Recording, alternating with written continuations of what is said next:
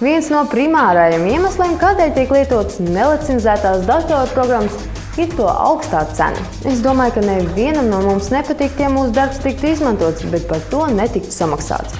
Ikreiz, kad mēs uzinstalējam uz savu datoru nelegālo datorprogrammu, mēs izmantojam kādu darbu, nesamaksājot par to.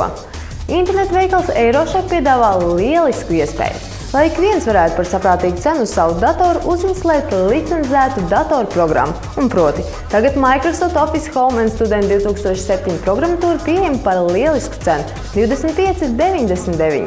Microsoft Office Home and Student 2007 programmatūra komplektā ietilps 4 populārākās un ikdienā visbiežāk lietotās programmas – Microsoft Word, Excel, PowerPoint un OneNote. Tas vēl nav viss. Šo programmu komplektu iespējams legāli uzinstalēt 3 dažādiem datoriem.